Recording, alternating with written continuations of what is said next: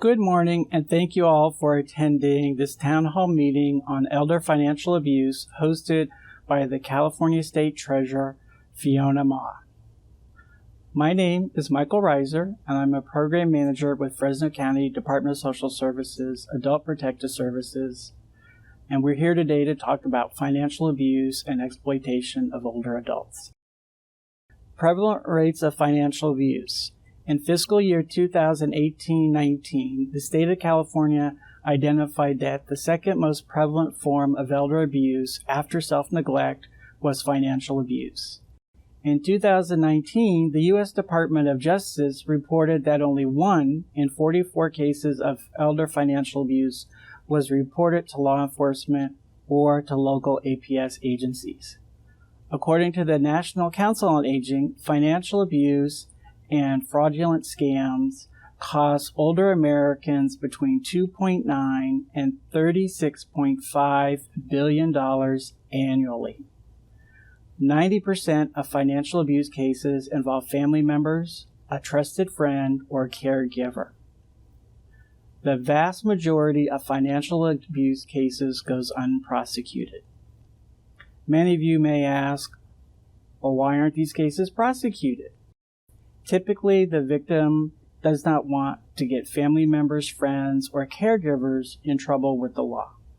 There's also a fear of abandonment and isolation by the perpetrator if they are arrested, retaliation for making any statements to law enforcement or social workers and the fear of that, feelings of embarrassment, shame, and that they should have known better, a loss of existing level independence, no other support systems in place, denial that there is a problem, fear of being put in a home, issues with mental capacity and the ability to recall events, and memory often represents a problem for prosecutors.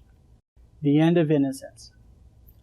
Wilbur X was a 95-year-old retired colonel and retired city manager for Fresno County. His wife and adult son were both deceased, and he had no family living locally. He had fallen and sustained injury that required in-home assistance. He relocated into an assisted living facility and was referred to a caregiver service and hired Mary to assist him. Mary suggests that Wilbur hire her directly so that she's more available to provide for his care and when he needs assistance. Mary assisted with paying bills, would write out the checks, and Wilbur would sign them. The problem was Wilbur's vision was significantly impaired. Mary then begins to write checks to herself every few days for $1,300 or $1,500 and deposit those checks in her bank account. Mary's credit union is the one who reported to APS and law enforcement concerns of the increased financial activity and knew that Mary was a caregiver. So the bank, the credit union, contacted Fresno County APS and Sheriff's Office to conduct an investigation. During the course of the investigation, was discovered that Mary opened up a checking account on one of Wilbur's investment accounts without Wilbur's knowledge. Mary was subsequently convicted of elder financial abuse and embezzlement after she stole approximately $350,000. Wilbur's niece, an attorney in Southern California, sued Mary in civil court and was awarded approximately $3 million in damages. It takes a village. Partnership is key in detecting and conducting investigations into financial abuse cases. Financial institutions are mandated reporters if they suspect fraud or suspicious banking activities, deposits, etc. Law enforcement investigates if a crime was committed, collects financial records and other evidence, and recommends prosecution to the district attorney's office. And Adult Protective Services works with multiple agencies to conduct investigations of elder abuse, neglect, and financial abuse or exploitation with the focus of ensuring the victim is safe, risk of further abuse or neglect is reduced or eliminated, and coordinate services to assist in stabilizing the client's situation. Multidisciplinary partnerships are critical to identifying, investigating, and prosecuting any type of elder abuse.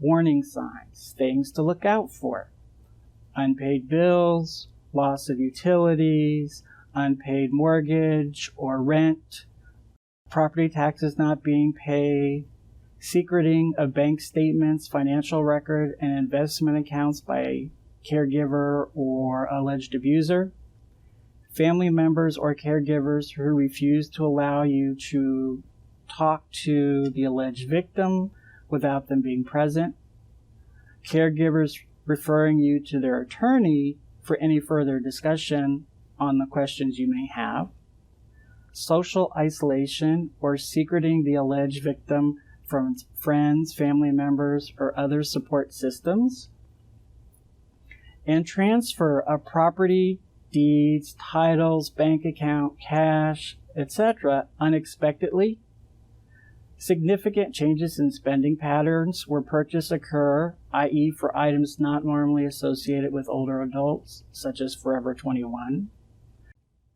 purchase of large dollar items, a house, a car, or paying a credit card bills of a caregiver are also a big indicator. What to do when you suspect abuse? Contact the California Department of Social Services at 1-800-833-401-0832, which is available 24 hours a day, 7 days a week, and will refer you to your local county. Download and report at the attached link any suspected elder abuse. Call your local law enforcement agency, and in the worst case scenario, call 911 if there's any concern that the person is in an immediate danger or imminent risk of harm or serious abuse. Thank you for your participation today, and I hope this helps you better identify any suspicions of elder abuse or financial abuse.